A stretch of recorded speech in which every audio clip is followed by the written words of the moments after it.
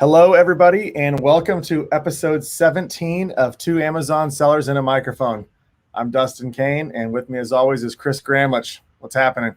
Not much, Dustin. How you doing? I'm great. It's a beautiful day here in Kansas City today. A little windy, but nice. Yes, it is nice. The sun is shining, and fall is around the corner, so it's coming. Exactly. But yeah, I'm excited about today. This will be good for anybody early in their journey or just wanting to learn maybe how to expand into other revenue streams. But we're going to be talking about the differences between selling wholesale on Amazon as opposed to selling your own private label product on Amazon. Both you and I are predominantly private label. Yeah. We sell. There's some advantages there, which we'll talk about, but And hopefully in like future episodes, we can get somebody on here that's doing, a lot in wholesale, and they can break it down a little bit for us a little bit further. Because I would be interested to see why they chose wholesale over private label, or if they've done both. But maybe in future episodes, we can get somebody on here that's really killing it on wholesale. Yeah. Oh, for sure. And you and I talk to very successful wholesalers through our roles at Solozo on a daily basis. And I'm really intrigued by the business model. It wasn't what I wanted initially. When we'll talk as we dig in, you'll see the benefits of private label in that regard, in terms of owning your own listing, etc.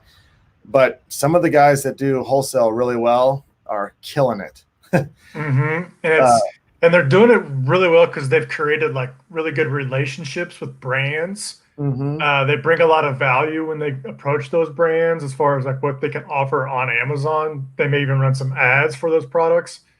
So it's not just contacting a brand and saying, I want to sell your product. They're creating value. And I think that's why they're able to sell some of these bigger brands compared to some other people. Absolutely. So let's break it down real quick. Let's just talk about the main differences between wholesale and private label, and then we'll dig into some more depth as we go.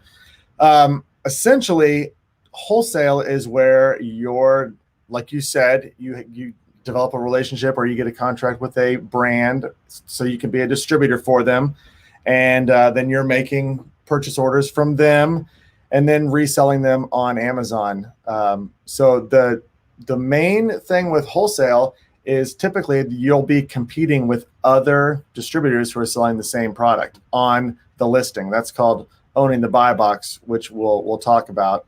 But the big benefit of wholesale is that you don't have to do things like create the listing or do a lot of marketing. They're already brand names. They're already selling and ranking well. So you get to just put your product right on that listing and get the benefit of that traffic. So we'll touch more on that as well. But why don't you break down what private label is? Private label is where you are the one creating the listing. You're doing that from scratch. So you're going to need to do things like keyword research to understand how to build a better title. You're going to do things like make good photos or get photos created. So you're in charge of the listing. The benefit of that is obviously you're going to own the buy box.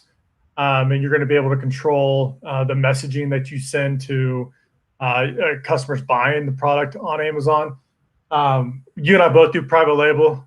It's the business model we selected because we're creating brands, and then the whole end game is obviously to turn around and sell those brands. But private label, you're creating a brand. You source a product, you get it from a manufacturer, put your logo on it, create the listing, send it to Amazon, and you're essentially the only one selling the product on Amazon. Right. So there's a lot more work up front with a private label product.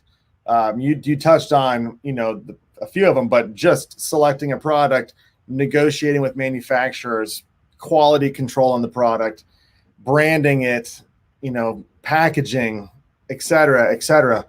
But what happens, the in-game benefit of private label is when you can do all the things with advertising and pay-per-click and et cetera to get your product ranked high on Amazon, you are going to get 100% of the sales of that product.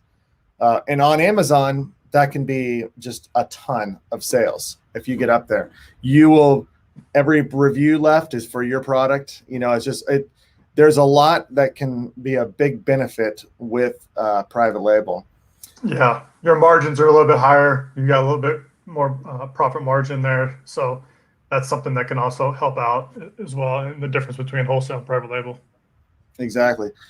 So now let's just go back to wholesale for a little bit, because this is a model. I mean, we know enough about wholesale for sure to talk about it. Like you said, we'd love to get somebody who's killing it, because that's not our business model, but could be.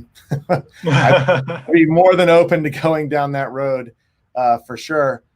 But I think the difficulties in wholesale is, number one, getting the relationship with the brand so that you can become a distributor, and then, like you said, if it's competitive, if there's a lot of sellers, then those margins can get squeezed for sure when you're selling, because there could be a lot of price competition, which there's tools out there designed just for that. If you guys aren't familiar with what the buy box is, if you go to any listing on Amazon if you go to any real big name brand, you'll see this for sure. But if you go to the search for a product and then you look at where you click the button add to cart, it'll show under there, it'll show sold by, and that'll be which seller won the buy box. And then if you look below that, there'll be a note that say sold by additional sellers. And you can click that and you can see the list of all the additional sellers who are selling it. So the seller who wins the buy box each time is typically the seller who's selling at the lowest price.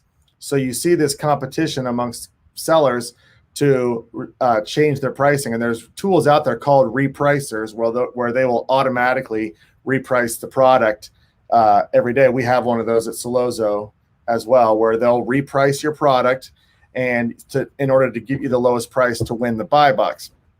So you can see there's a negative right there, is that can really squeeze your margins. Also, some manufacturers, they have a set price. They won't let you sell for anything other than their set retail.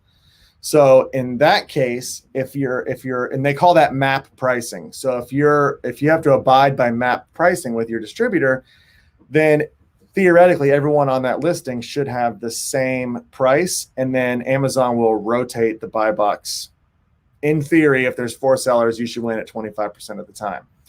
And so that can be lucrative. I do know stories of people that have that situation, and they know those other 4 sellers, and they work together on strategies like splitting the advertising cost, to help that product rank. I've seen that happen. So wholesale model is great. I think the holy grail in the wholesale model is you can find a brand owner who's not selling on Amazon currently, and you get the exclusive rights to be their distributor that sells on Amazon. If you can find that, then you are essentially a private label product.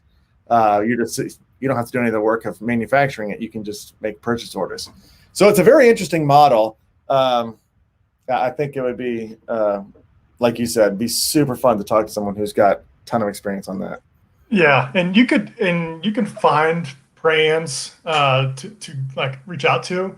Some of the places that I've seen people do, or I've looked at personally, is like Kickstarter, where you can go on Kickstarter and see if there's a product that's getting a lot of backers, and maybe you can come to the table with them and show them that you can offer their product on Amazon, and maybe be the distributor for them.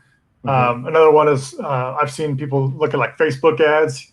We all get targeted with Facebook ads, but if you see something that sparks your interest, and it's a product that may not be on Amazon, you may be able to reach out to that brand and get them to get an agreement with you as far as wholesaling it. Shark Tank, I'm guilty. Shark Tank is a series I love to watch, and if there's ever like a product that is not on Amazon, you might want to you can always reach out to them and maybe try to establish a relationship, and you could be that wholesaler for that product that already has eyeballs on it due to Shark Tank, and you could sell it on Amazon for them. So there is ways to like think outside the box a little bit on where to find these brands. Not just like the big name brands, like Sony and Nike and Hewlett Packard, all those. You could find smaller brands that have not yet established an Amazon presence, and then you could be that presence for them. For sure. And you had brought this up on a past podcast about even going to like farmers markets, or where you Good point.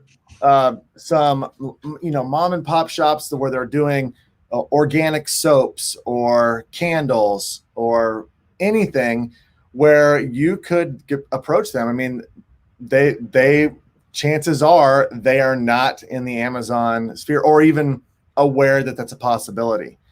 And so you could approach them, you could work out a good deal, and then you could be the one to facilitate selling their products wholesale on Amazon. Lots and lots of opportunities. I think the amount of brands and products that are out there is just unimaginable. I mean, there's so many, and they sell a ton on Amazon. So if you're able to get in there and find somebody, it can be a very good model. And especially in those cases where you're one of the few sellers or you're the exclusive seller, then you'll be able to use all of your knowledge on product listings, PPC, et cetera, to help that product be a success. That's the other negative on if you're doing wholesale for, a really popular product and there's a lot of distributors and you're trying to compete, is you really have no say on what the listing looks like. You can try to update the picture, but it'll probably get shot down. You don't have as much control. So that's a good segue now, though, into private label, because if you want control, if you want to be able to create a brand, if you want to get 100% of the sales, private label is the way to go. Go ahead, Chris. Yeah, this is like the long-term play. You're creating a brand. You're creating products around this brand. You can create multiple brands. You can flip your brand, meaning like you could sell one brand and start a new brand. For me, this is just much more interesting. I like to start from scratch and create a brand and see it come to fruition and then eventually sell it. Like that's just more fun for me than wholesaling, just personally. But yeah, what you're doing is you're creating a brand. There's unlimited potential here. There's less competition with these, but we mentioned this earlier. You're going to have to be the one doing all the listing creation, the photos, the product research, the negotiations, the payments up front. It takes a little bit longer to get started with these, but the potential for the really, really high profit margins and good revenue is going to be there. Yeah, and like we said before, you have full control. You're never going to lose that distributor contract. You're never going to be worried about the brand offering up more contracts for more distributors or any other things that can possibly happen with that on in that wholesale model. But to do private label, there you've really got to lay out a plan. And one thing that you want to probably be aware of is one thing you don't want to do in private label is compete directly against a really successful big brand. It's very difficult for a lot of reasons, but product selection in the private label is the key. As opposed to wholesale, if it's popular, get it and sell it. Or if there's a chance that you can do it, private label, you've got to make sure that you're going to go into a niche that's maybe underserved for that product, and you have a really good chance of competing and gaining traction and ranking organically. Yeah, I'm with you on that because you can, again, you're creating your own message, so you're going to be able to control the customer experience as well and portray that message with your branding. Yep. So some of the basic steps to private labeling is, number one, selecting a product. Number two, you've got to find a supplier somewhere. Number three, you've got to create your brand. 4, you got to create your packaging. 5, you got to create that whole listing. And then 6, once it's in Amazon, you got to market it. And then you got to do all the tactics. And we've got hours of content on our podcast about how you can market your product once you've got it live in Amazon. But once you've done that, it's a great game. It's a great game because you're gonna see sales coming in, and hopefully you're gonna see that product move up the rankings on Amazon. Yeah. Again, we've been talking about private label a lot. That's the model I've liked. I've done a little bit of wholesaling, and I always go back to private label because, again, the margins are there, the better margin. It's fun to source products. I find it fun to create listings and images and get creative with that.